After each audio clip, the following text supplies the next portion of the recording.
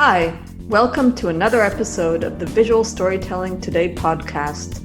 The show is designed for you, the marketer or entrepreneur, who may be looking for more effective ways to connect better with audiences through the exciting world of visual storytelling.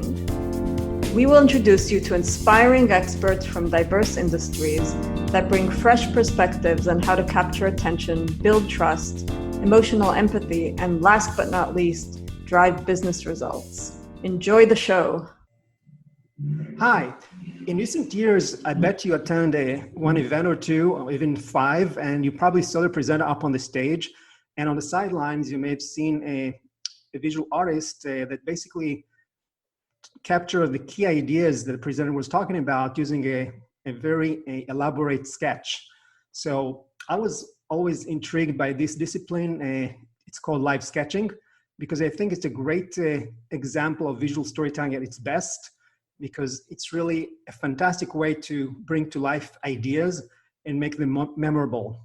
So to help unpack this exciting topic, I invited William Warren. He's the founder and CEO of The Sketch Effect. His company is harnessing the power of visual communication to make their clients' ideas understandable, memorable, and shareable. Some of his great clients include Google, Delta, Siemens, Home Depot, among others. Wow, this is fantastic, William. Welcome to the show. Hey, super grateful to be here. Really appreciate the opportunity to unpack this topic. I love this topic, and yeah, glad to chat with you and your listeners. Awesome. So before we dive right in, I want to set the stage and give our audience that is comprised of marketers and entrepreneurs a little bit about your backstory. Maybe you can talk a little about how you got to where you are today. Yeah, sure. So to tell my story, I'm going to rewind about 10 years. And I was at the time working in corporate marketing for a big quick service fast food restaurant chain. And so I was doing things like email marketing and social media marketing, things like that. And so really loved my experience working there. However, to rewind back even further, I am a creative at heart. I've always loved sketching and drawing and illustrating. I was always doodling in class and making up comics and characters and all sorts of things like that. So, did you have favorite topics that you especially like to sketch? Yeah, I loved all the funny, the funny paper, the comic strips in the newspaper, Calvin and Hobbes, The Far Side, Yep. Charlie Brown. I loved all that stuff. So that I was weaned on that. And this whole podcast is about visual storytelling, and that is an excellent example of visual storytelling is the comics that you read or used to read in the newspapers when newspapers still existed. But now you can find them online on webcomics.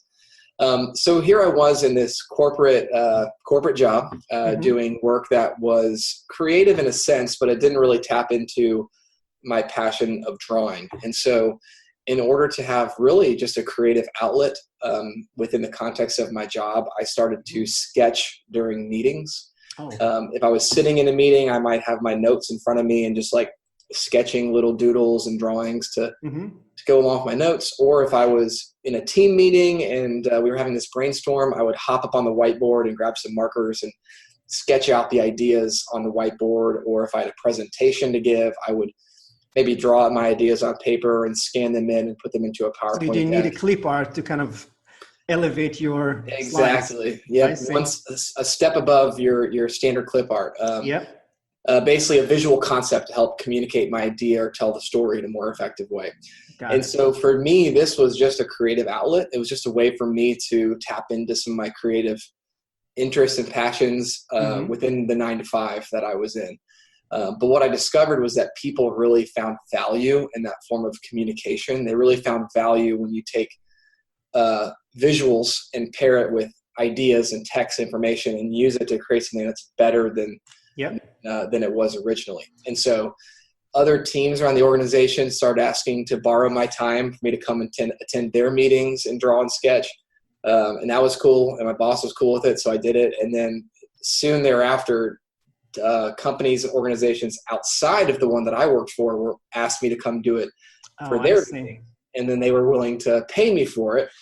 And then all of a sudden the world opened up and I realized, holy crap, there could be a business or a career in this field of visual communication. And that's the term that we use to describe the work we do. So so my creative outlet became a side hustle, which then turned into a main hustle. And now a business, and we're scaling up, and we're all anchored in this idea of visual communication, visual storytelling, mostly for our corporate clients. Right. And were you following any specific live sketching companies out there just to kind of get an idea about this category, or you just kind of carved out your own path? Yeah, there are a handful of other firms out there, and they do excellent work. There's some up in the East Coast and Chicago and the West Coast.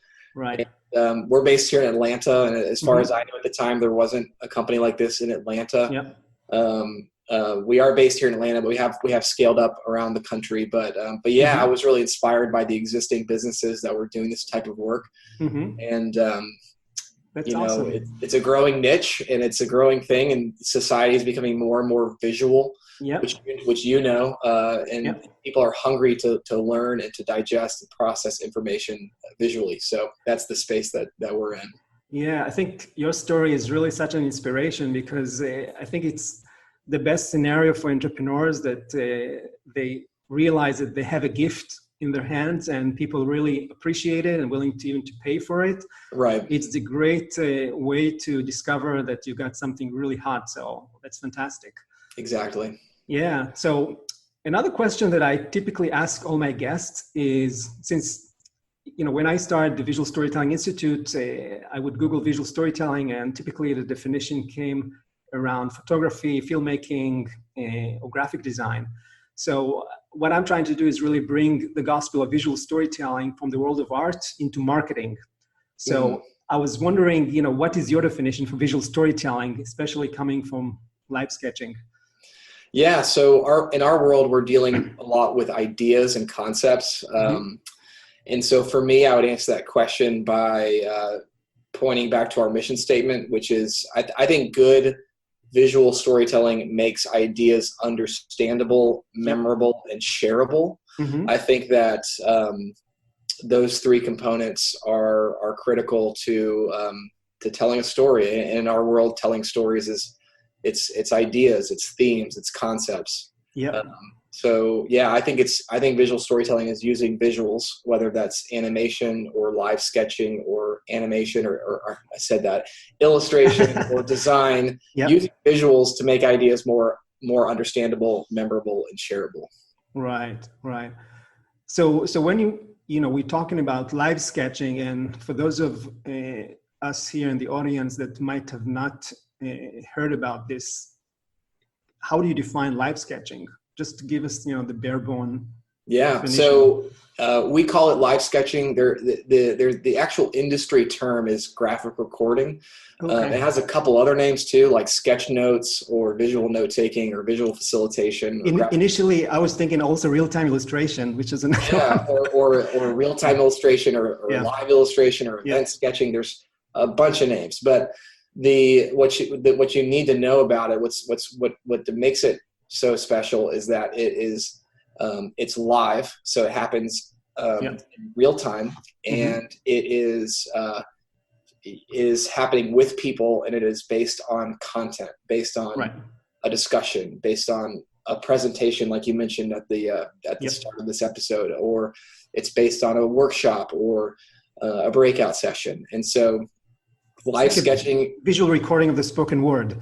Exactly. Yep. The live sketch artist's goal is to listen effectively, synthesize what they're hearing, and then translate it into compelling visuals, relevant concepts, use color, use typography, use illustration. To make those ideas more memorable, more understandable, and more shareable. And I understand that there are several types of live sketching, right?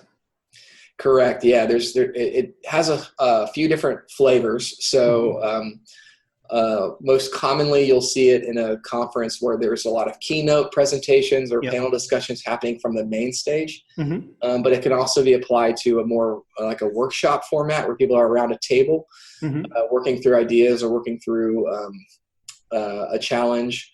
It can also be applied to a more interactive setting. So we do this with our clients where we set up a big canvas and we present a question to the audience or to the attendees in the form of a prompt or something to solicit an answer or content from the audience, from the attendees. And then we'll take that and we'll that's interesting. that to kind of get like a snapshot, like a crowdsourced snapshot of what the people are feeling, what the people are saying. So yeah, it takes on a couple different flavors based on the format of the event and based on what the client. And in a presentation format, when you have like a keynote speaker up on the stage, I assume they use some PowerPoint, that the screen. So I guess that the visual artist is on the sidelines, is not really on the stage, because that will be kind of distracting, right?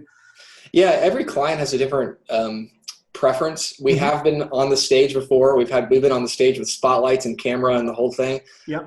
Most of the time we're just off stage, like to the side, where I see. People can see us. They can see what's going on, but it's not like the focal point. Then we've had some clients that have us in the back of the room or out in the lobby. It really, everybody has a different preference. Because I would think that, maybe in other use cases where instead of a PowerPoint, the presenter is actually, they project whatever you guys are sketching on the canvas, and it's kind of in real life, kind of a. Yeah, we have done that. Yeah, we have done that before. It's really cool. The catch is that the work that we're doing is totally organic. It's not pre-scripted or pre-planned. Oh, I see. So we sketch what we hear, and so I think for a lot of presenters, they might not be comfortable forfeiting that amount of control. That but makes sense. We have done it where the client will stream or display our work on a big screen for people to see. Got it. All right. So so far, we got an idea of what live sketching is. We talked about a little bit of some of the key types that you're working on. So maybe, for those of the, those people on the audience that's going to watch this on YouTube, let's share some examples. Yeah, let's pull them up. So I'm going to start with the first one, right?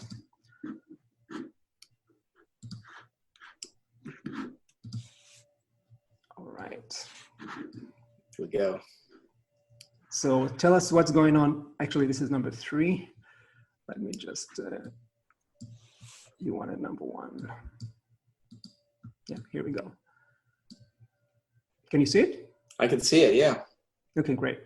All right, so let's talk about what's going on in this sketch. Yeah, so this was done out in Texas by one of our live artists, and this is the opening keynote for this event, Distributech International, for our client, which was Census. And what you're looking at is an image, but this image is actually a photograph of a 40-inch by 60-inch sketch. So if you imagine a sketch that's a canvas that's, maybe about around maybe a little smaller than like a door, the size of a door, or something like that. So pretty big sketch. So we have this is the content of that opening keynote, and you can scan through it, you can read through it, and you can pick up on some ideas like about the future, about AI, about technology impacting the future, some implications around privacy. One thing I actually noticing here is that one thing I'm noticing is that a great sketch is always a nice balance between visuals and text, just to make the information legible and understandable. Exactly. Yeah, so there's a balance of text, there's a balance of drawings, color. One thing that we always try to do is to organize a sketch. And if you see there's a trail kind of in the lower left, a little dotted trail that kind of takes you through content. And so, because we want people to have a basic sense of how to read through it, how to navigate through it. Right. So the trail, some of the main things that we stress to our artists is to keep in mind visual hierarchy. So you understand design, but basically things that are really important, that should be bigger and bolder and more dynamic. Yep. Things that are a little bit less secondary or tertiary should be smaller and less, bold. So we try to do visual hierarchy. We also try to include a lot of visual navigation, which I mentioned. We use this trail element or quote bubbles. You see there's some kind of like orange little quote bubbles and the green like flashes happening and boxes, just some elements to organize the information and make it easy to navigate. So there's hierarchy, there's navigation. And the third element, which we talked about, is the drawings, or what we call visual language. Right. This is the icons, the doodles, the illustrations, like the little robot, the asteroid at the top, the ghost figure there. I see. The Alexa thing in the lower right. So that's the fun stuff. That's the stuff that people get really excited about. But it's really, a live sketch is really a symphony of content and text and design and color and drawings and layout, and it's I see. Really, and the colors that you use here, I'm guessing these are the colors of the brand, of the client, right? Correct. Yeah. Typically, we will pick a color palette that is in line with the client's branding. Most of the time, that's what they want. Sometimes they might want a different color palette, or they might not really care. This was a public event, so people were seeing this, so this client wanted their branding colors reflected on the sketch. So we'll typically choose a limited color palette, 6, 7, 8 colors. And you said this is 60 by 40 inch wide canvas. Yep. So a little bit less than 4 feet by 6 feet, I think. Yeah, got it. Let's see another one. So can you see this one? Let's see. It hasn't changed yet for me. Okay, so let me just reshare. How about now? There we go. Okay. All right. Okay, yeah. So this is another example of a keynote. So this was an event actually here in Georgia, down on the coast. Yep. This was the opening keynote. So this one was more inspirational, for this. There was a big event going on, and they brought in this football player, inspirational speaker, and he kicked off the event with this great keynote. And so this board was actually a 4 foot by 8 foot board. Oh, wow. So even bigger than the previous example, but yeah, it looks big. Yeah, it's big. So if you're at an event, you could see this from across the room. You might not be able to read the words, but you could see it's happening. And yeah, it looks like more visual elements you included here.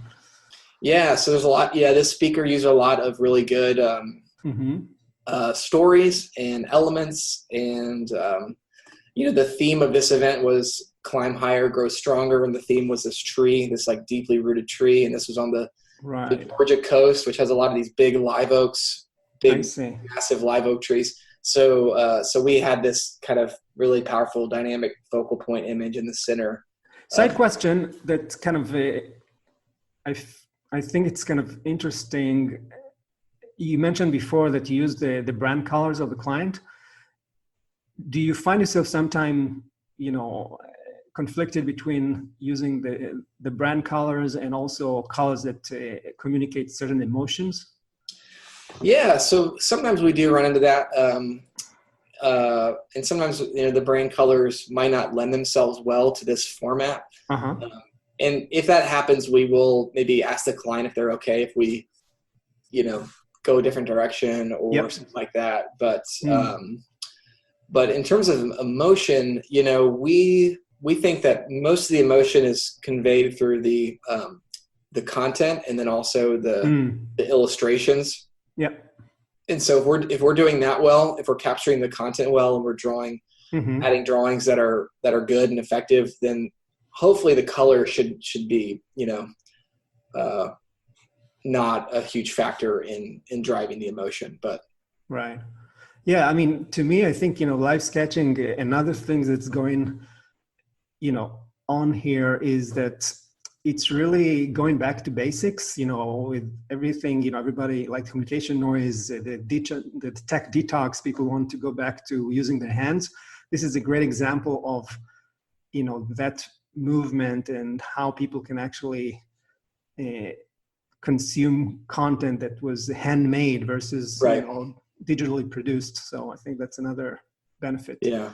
There's a certain authenticity that comes when you're looking at a hand-produced sketch thing. It feels more authentic and real and tangible and more special. It's not something unique. It's a one-of-a-kind thing. Exactly. And we do this example and the prior one was done with markers on foam core, but we do actually, we will sketch digitally on an iPad. A lot of clients love that too, and there's it's down to preference.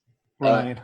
But but regardless of whether it's traditional or digital, what matters is that a real human being is creating these. Oh yeah. And it carries more authenticity and more appeal, I think. All right. So let's take another example. I'm just gonna share number 3. Here we go. No, it's the same one. Just a second, I'm gonna reshare.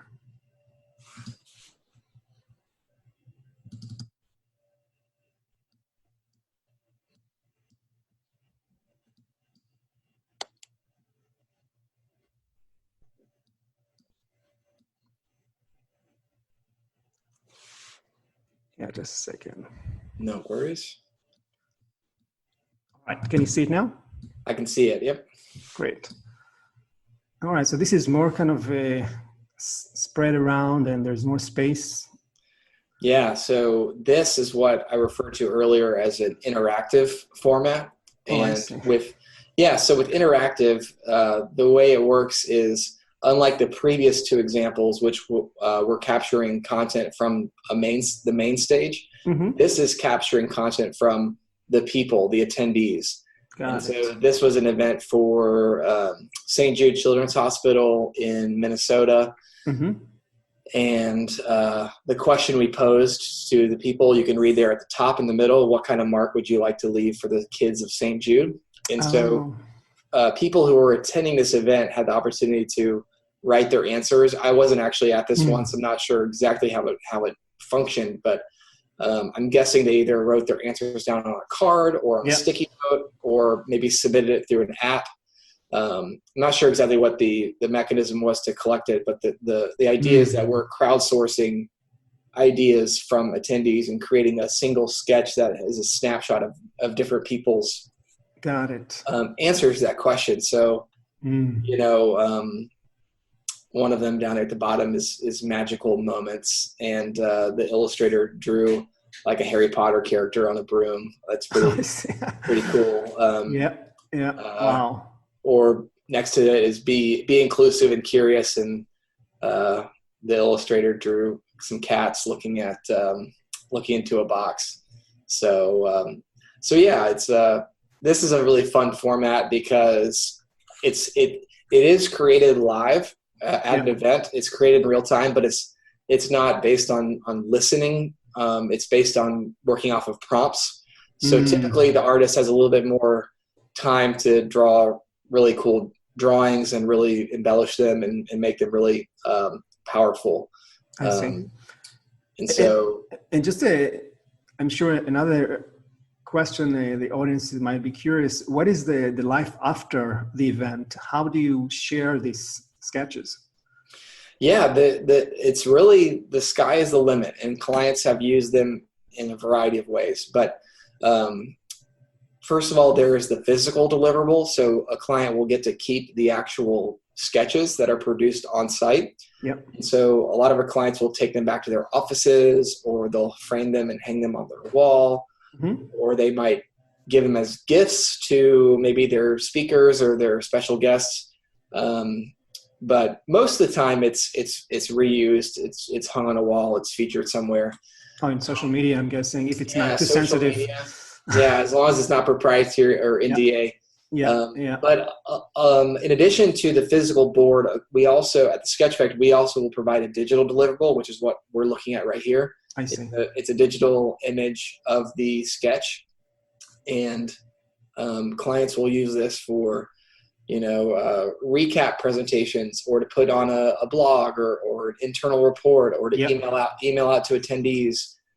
There's really a ton of applications of this type of work. All right, so let's go to the last example. All right. And all of these examples, while you're pulling it up, I'll just mention were made by different artists on our team. Mm-hmm. So we have a 9 or 10 artists that we send to live events, and so they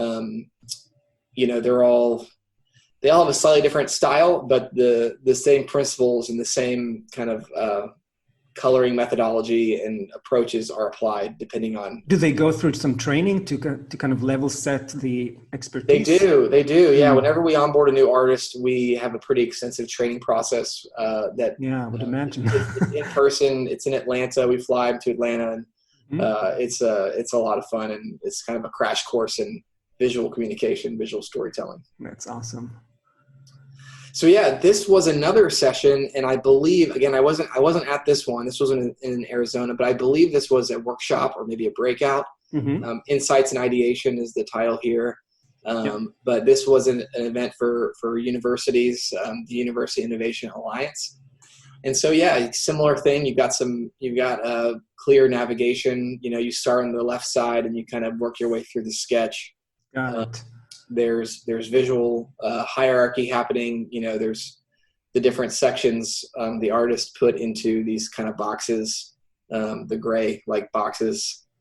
So just to recap on the visual grammar or vocabulary that you described earlier, what are the key elements? You said the narrative elements, the branding, the navigation, right? Yeah, so the three things that we stress are visual navigation, which is directing a viewer's eye, visual hierarchy, which is essentially ranking information by importance. Oh, it's not necessarily what this presenter actually started with? Well, we do sketch linearly, so we begin, we sketch in real time as a presenter or as a session is unfolding. So there is a little bit of there's a linear nature to it. Yep. But that conversation might go in different directions, in which case our artists are trained to pivot and maybe go in a different direction based on where the actual conversation flows. Oh, I see. So it's kind of it's this sort of improvisation. Got it. And obviously sometimes the more organized the session, or the more organized the presenter, or the more organized or well facilitated the breakout session, the more organized the sketch will be, generally. But it's always hard to predict because it is an organic, unplanned thing. But do you get the presentation ahead of time just to get an idea, or it's all kind of the first time they hear it during the event? It's all first time. Wow. It's all based on the artist's ability to listen very effectively. We will sometimes get a high level overview of what a session might be about. Like, in this session we're gonna ideate around educational innovation or something like that. Yep. Or this session is going to be all about our new strategic plan, which has these 5 points. So we might have like a kind of a high level overview, but we do not ask for slides. We do not require our clients to give us their scripts. That's incredible. This is really amazing. And I want to keep this example up because I want to ask you something you described when we first talked about the idea for this session. You talked about active listening. So I just want to kind of give our audience an opportunity to look at the sketch that's up on the screen right now. If you're watching this on YouTube, but if you're just listening on a podcast network, just if you can talk a little bit, William, about what is actual active listening and what exactly the visual artist is doing. Yeah, active listening is critical to what we do, and I would even say it's bigger than that. I think active listening is a critical skill that anybody and everybody should should get better at. But for us, it's kind of like listening on steroids. It's like it's superhuman listening. And the good news is that it's something that everyone can get better at with practice. But for us, it really comes down to eliminating distractions. A big one is that we all, whenever we're in a listening environment, whether it's a one-on-one conversation or you're at a conference, whatever that is, there are always distractions. There's internal distractions, things like I'm hungry, or I didn't get much sleep last night, or I'm worried. I'm worried. Yeah, I got this thing coming up and it's on my mind. So there's all these internal distractions. There's also external distractions. These are things like, oh, I'm sitting right next to the window and there's a really interesting cloud outside, or it's a lunch meeting and the servers are bringing everybody's drinks around and making clinking noises with the glasses, or maybe the air conditioning unit is running a little too loud. So there's all these external distractions, and a good active listener acknowledges those distractions. They call them out for what they are, but then they choose to compartmentalize them and then ignore them. They are giving their full attention to what they're hearing. And for us, for our artists, we are staring at this giant blank canvas. And so we are listening, and then we're staring at this white void. That is the scariest moment. It's intimidating, but it's also really fun. And then the second the marker hits the paper, that's when all the nerves kind of vanish. So our artists are trained to really get good at eliminating distractions. There's also an idea around caching ideas.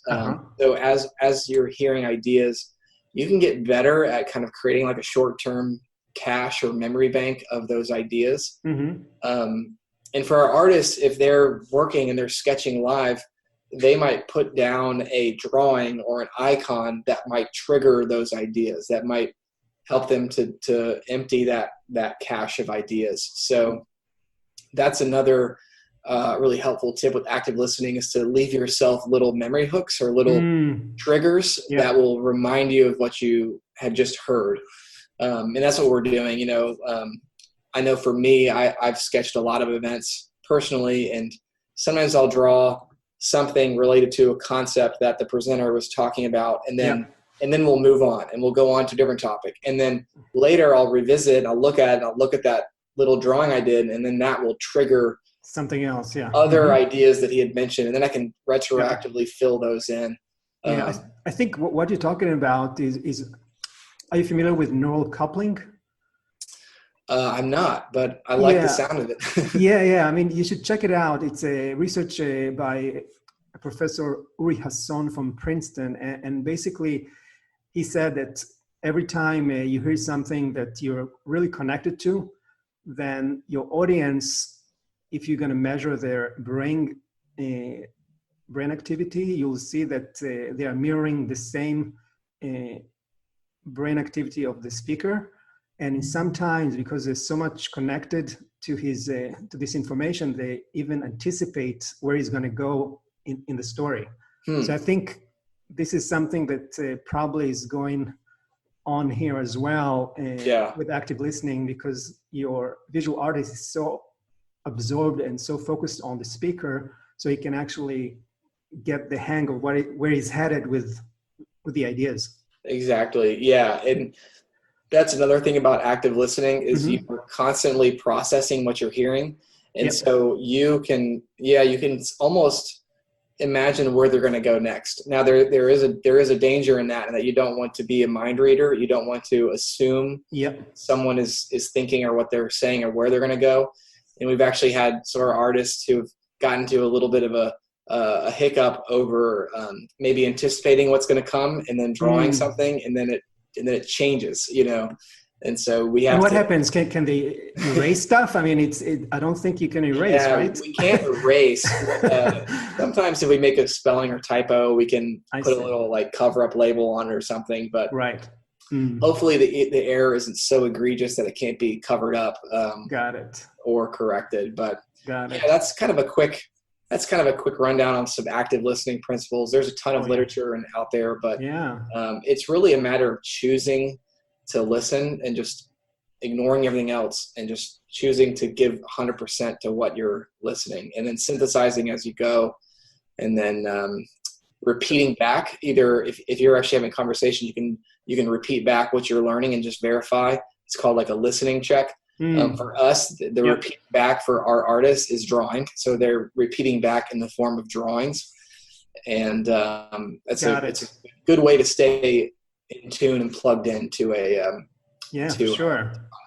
Yeah, so let's continue. I'm going to close the sharing now, and let's talk about, you just showed us some amazing success stories with these examples, but I'm sure you just mentioned sometimes an artist could anticipate too much. So maybe you can talk about failures. What type of failures you get and how do you solve those? Yeah.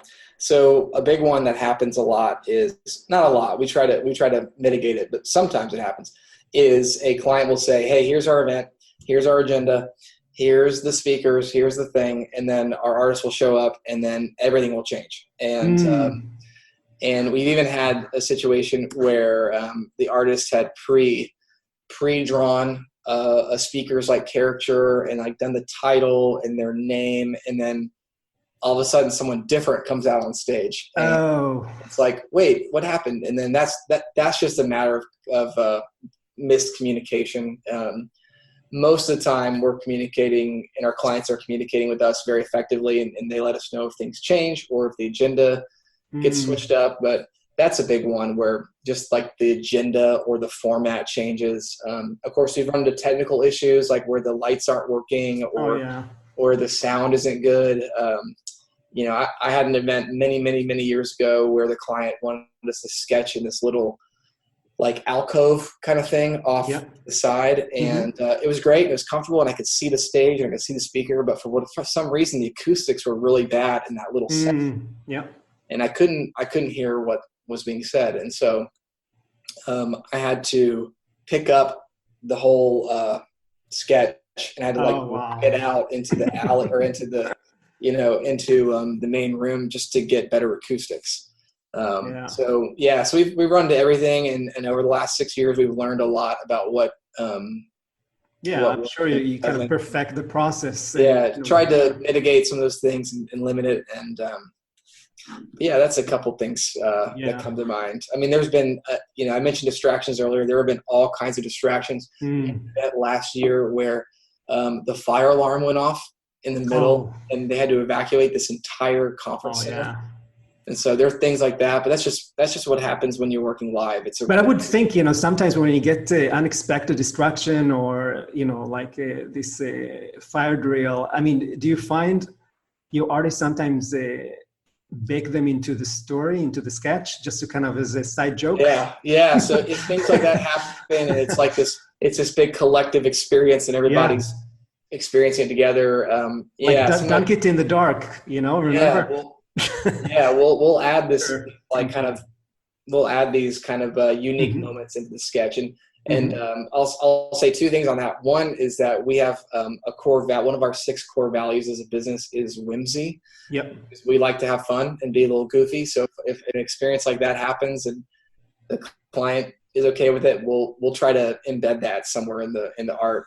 And then the other core value to mention, one of our other 6 is adaptability. And this is important for us, because like I said, things change, the agenda changes, fire alarms go off. Flights are late. Like there's all sorts of things, and we have to be adaptable to that and to make sure we're delivering the best visual storytelling, visual communication that we can. Right. And one thing I forgot to ask you when you showed the examples, do you find that you assign artists to a specific project based on their personality, their style? Because I'm assuming, when each artist has its own style of sketching. Yeah, we hopefully, we try to train our team so that any artist could jump into any event and do a successful work. But there are definitely, everybody has their own unique personalities, their unique strengths. And so when we have the ability to suggest a certain artist or kind of tailor or pick an artist based on the event, then we will try to do that. Like we have an example of an artist on our team who's just really outgoing, really, really outgoing, and can walk into a party and talk to anybody. And so if a client is having a really small, like intimate session of like 6 to 10 people, we love to send him because we know that he's going to personally, jive with the team and produce good work. So yeah, there's a little bit of like tailoring, but for the most part, we try to be trained up enough to where anybody could do any type of event and absolutely successful. Yeah. So if I'm thinking you have a client, you do an event, the sketch came out amazing. Do you have any criteria to measure success that the client expects, or even something that you internally measure? Yeah. So externally, at the end of the day, we just want the client to feel like this added value to their meeting, whatever that is. Like testimonial, maybe. Yeah, we love testimonials. But we just want our client to work with us and think to themselves, our meeting was better because we had sketch effect there. Yeah. Not that the meeting would have been terrible without it, but our meeting was better because we had this sketching artist there. Right. And that's our success metric. We survey every client and we ask them how was the experience, what could be improved. We ask them 6 or 7 questions related to different elements of the experience to vet how they perceive the experience. So we just we aim for excellent feedback and strong, good reviews. Internally, when we vet our own work, we really do run it through how those 3 things I mentioned. How was the visual hierarchy? How was the navigation, and the layout, the design, and then how were the drawings? And then the 4th thing I didn't mention, which is a little bit harder for us to vet, is content, because obviously we're not going to be in the room. Yeah, but we want to make sure that the artist is capturing really good content. I mean, at the end of the day, that's the most important piece of the equation, is to make sure we're getting the right ideas. And so it's harder for us to vet that from afar because we weren't in the room. But absolutely, we can scan through, we can read through the sketches and get a sense of. I mean, the artist could record maybe the audio of the speaker just as a backup. Yeah, and we've done that a time or two where it just makes sense to have a backup. But that's kind of how we vet how we determine if a sketch is successful or not. Yeah, no, this makes a lot of sense, and I'm sure it's kind of works both ways, both from the client perspective and in terms of growing your artist in terms of their personal development. One thing that going back to the grammar that we talked earlier, when we talk about visual stories or visual storytelling, the naked definition of a story is a setting, conflict, and resolution. Do you find that you are sticking to this definition where you're kind of capturing a presentation on a sketch? Because obviously you need to rely on the speaker, and I'm sure in every presentation there's a problem that they're trying to solve, right? So do you kind of provide that distinction in a more kind of a pronounced way? This is the conflict, this is the setting. Sometimes the order could be in different ways. Yeah, so what we sketch really is contingent on what the presenter is saying or where the meeting goes. So we're not going to artificially steer it in different directions. So we're going to capture what we hear. And so if a presentation does follow that kind of story framework of status quo and problem and resolution, then we'll capture that. And we have had a lot of company events where the CEO will present, and he'll present it like a story, like, hey, 10 years ago we were bankrupt, or we were this, or we did that, or we had that issue, and then we did these things, and now we're on this journey, and we're on our course to our happy ending. So we have sketched events where there is that framework built into the presentation, but we only we only reflect what is coming out of the meeting. So, yeah. But if, I love it when a presenter does use that kind of framework, because I love a good story framework.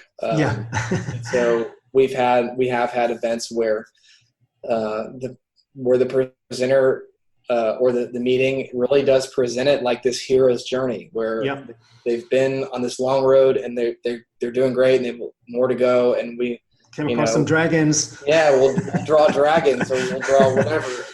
We had an event recently where they used the metaphor of a race and like a race car and like refueling, and you got your pit crew and you got to check your gauges, and they had this whole metaphor thing going on, which was great for us because that gave us some really good visual fodder to draw from. So we drew like this racetrack and race cars and all sorts of stuff to communicate that story. So that's awesome. All right, so William, we almost about the end of the show. So just to close this, maybe you can give our audience your top 3 tips for how to bring to life ideas at events, especially with live sketching, things that they should watch for, maybe when they are in market for live sketching artists. Yeah, I think the first tip is just to use it. I mean, I think that society is becoming more and more visual. People are hungry to learn and communicate and process information visually. So if you have a conference where there's a lot of speakers or presentations or panels, the tip would be to bring in a graphic recorder or a live artist, have them capture it. It is a really good supplement to what people are learning, and will help make it more effective. The second tip is consider using live sketching to engage attendees.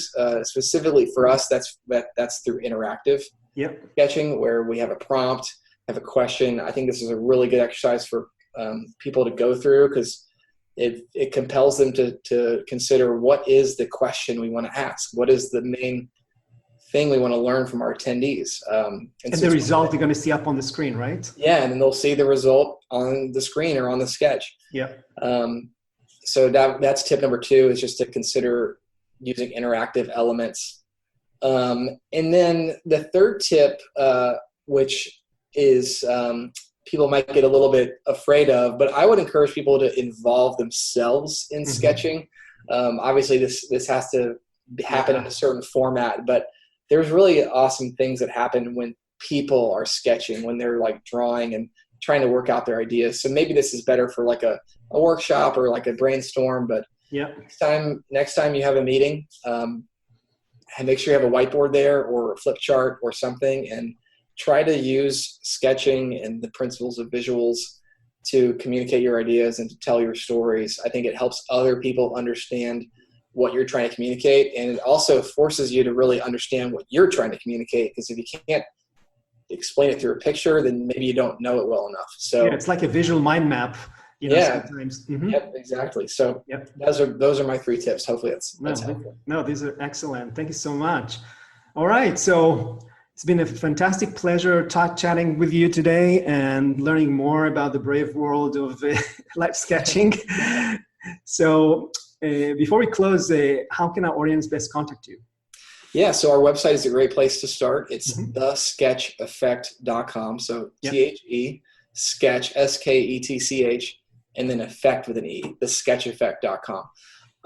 On social media, we're pretty active on Instagram, which our handle is @thesketcheffect, also @thesketcheffect on Twitter. And so that's where I would start. We're on Facebook if you're on Facebook, but the website and Instagram are probably the two best options. Awesome. All right. Thanks again, William. I had a lot of fun. And for those of you who are watching or listening, see you in the next episode. Thank you. Appreciate it. Thank you. Bye-bye. Bye. Visual Storytelling Today is recorded in Miami, Florida. The show is published exclusively by Visual Storytelling Institute. Learn more at visualstorytell.com. You can subscribe to this podcast on the iTunes Store. Until next time, don't let your big story wait to be told.